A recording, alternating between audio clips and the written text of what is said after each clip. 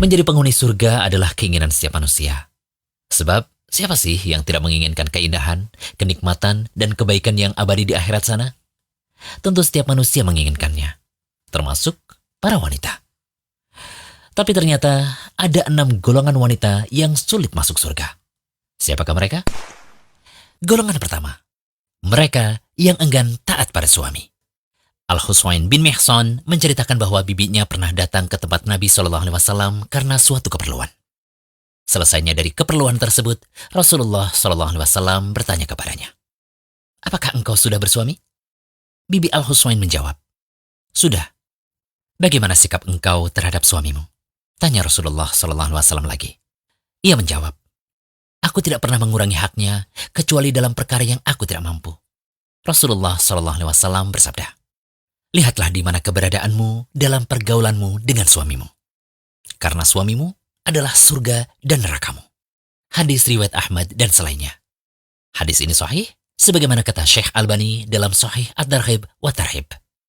Dari Abdurrahman bin Auf radhiyallahu anhu, ia berkata bahwa Rasulullah SAW bersabda, "Jika seorang wanita selalu menjaga sholat 5 waktu, juga berpuasa sebulan di bulan Ramadan, serta betul-betul menjaga kemaluannya dari perbuatan zina, dan benar-benar taat pada suaminya, maka dikatakan pada wanita yang memiliki sifat mulia ini, masuklah ke dalam surga melalui pintu mana saja yang engkau suka."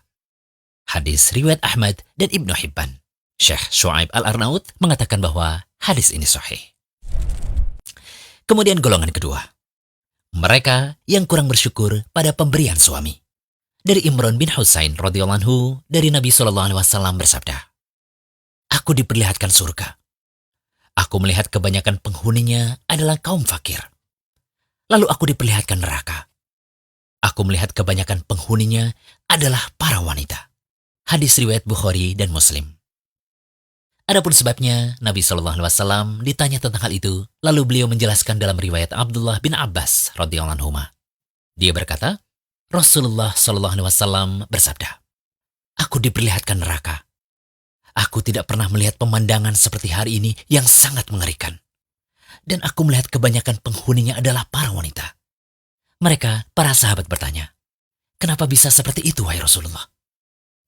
Beliau bersabda, "Dikarenakan kekufurannya." Lalu ada yang berkata, "Apakah karena mereka kufur kepada Allah?" Beliau menjawab, "Mereka kufur terhadap pasangannya atau suaminya. Maksudnya adalah mengingkari kebaikannya. Jika engkau berbuat baik kepada istrimu sepanjang tahun, kemudian ia melihat sedikit engkau tidak berbuat baik padanya sekali saja, pasti dia akan mengatakan, 'Aku tidak melihat kebaikan sedikit pun padamu.'" Hadis riwayat Bukhari. Lalu golongan ketiga, wanita yang menyemir rambutnya khususnya dengan warna hitam. Dari Abdullah bin Abbas radhiyallahu anhu, Rasulullah SAW bersabda, "Pada akhir zaman nanti akan ada orang-orang yang mengecat rambutnya dengan warna hitam seperti warna mayoritas dada merpati. Mereka tidak akan mendapat bau surga." Hadis riwayat Abu Daud. Syekh Albani mengatakan bahwa hadis ini sahih sebagaimana disebutkan dalam Sahih At-Targhib wa Tarhib. Selanjutnya, golongan keempat, wanita yang meminta cerai tanpa suatu alasan. Dari Thauban radhiyallahu anhu, ia berkata bahwa Rasulullah SAW bersabda, "Wanita mana saja yang meminta talak atau cerai tanpa ada alasan yang jelas, maka haram baginya mencium bau surga." Hadis riwayat Abu Daud, Tirmidzi, dan Ibnu Majah. Al-Hafidz Abu Thahir mengatakan bahwa sanad hadis ini sahih. Al-Hafidz Al-Mubarakfuri rahimallah berkata, bahwa kenikmatan yang pertama kali dirasakan penduduk surga adalah mendapatkan baunya surga. Inilah yang didapatkan oleh orang-orang yang berbuat baik. Sedangkan yang disebutkan dalam hadis adalah wanita tersebut tidak mendapatkan bau surga itu. Hal ini menunjukkan ancaman bagi istri yang memaksa minta diceraikan tanpa alasan. Demikian yang tertulis dalam Tuhfah Al-Ahwadi. Al-Azim Abadi juga menyebutkan hal yang sama dalam Ma'un Al-Ma'bud. Golongan kelima, wanita yang mengaku keturunan orang lain.